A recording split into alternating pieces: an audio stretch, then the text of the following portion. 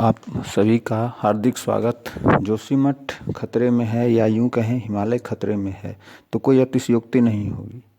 खतरे का वस्तुगत प्रमाण नेशनल हेडलाइंस में, सोशल मीडिया में आई तस्वीरों में, वीडियोज़ में साफ तौर पर देखा जा सकता है। इस खतरे का प्रिकर्सर अतीत में भी देखा गया है। मसलन 2013 में केदारनाथ में, फरवरी 2021 में ग्लेशियर आउटबर्स्ट। जोशीमठ में कई घरों में दरार और इस दरार से लोगों में उपजी हाहाकार जीवन भर की कमाई से बनाए घरों से बेघर होने की आशंका मात्र ही दिल तोड़ने के लिए काफ़ी है। जोशीमठ में भविष्य में भयावह तबाही की संभावना अवश्यंभावी दिख रही है। तो अब सवाल उठता है कि क्या हिमालय के भविष्य को लेकर जरूरी जिम्मेदार लोगों को इसकी चिंता नहीं थी? क्या आर्थिक संकट को दूर करने का रास्ता प्राकृतिक संकट मोल लेने से ही आता है? क्या धार्मिक स्थल और पर्यटन स्थल में अंतर करना मूर्खता है? क्या पर्यटकों और तीर्थयात्री में बस शब्दों का भेद है? क्या प्रकृति को बचाए बिना संस्कृति बचाना संभव नहीं है? यदि आप अति आधुनिक हैं तो आप इन सवालों को वांछनीय और अवांछनीय समझकर सो कॉल मॉडर्निटी का टैग अपने ऊपर लगा लेंगे तो आप सच तक नहीं पहुंच पाएंगे। दरअसल यही खोखली आधुनिकता और मानसिकता जोशीमठ को खतरे में डालने के लिए जिम्मेदार है। जोशीमठ जो फूलों की घाटी में जाने का दरवाज़ा थी, आज संकटों का दरवाज़ा बन गई है। स्वावलंबी जोशीमठ को उसे उसके विकास करने के नाम पर ही उसका विनाश कर दिया गया। फिर खेल शुरू हुआ जोशीमठ को तोड़ने, मरोड़ने और निचोड़ने का।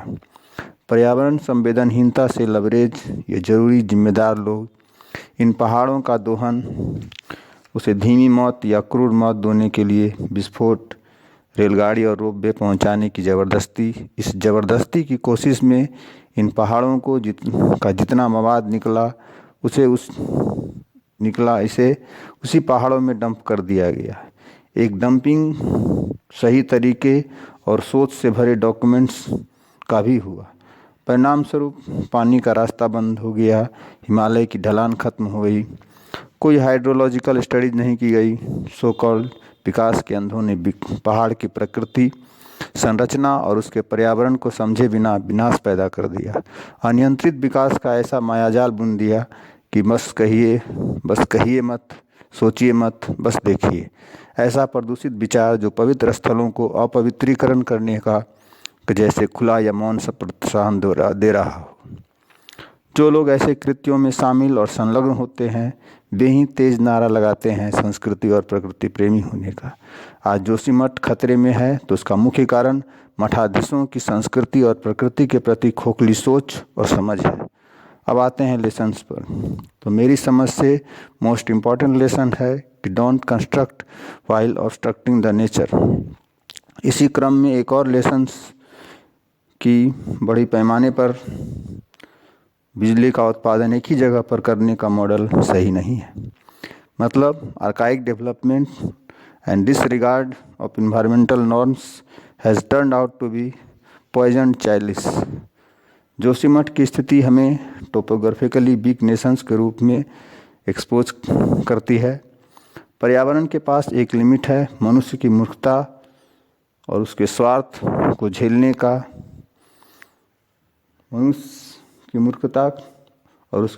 को झेलने का उस थ्रेशोल्ड को क्रॉस नहीं करना चाहिए।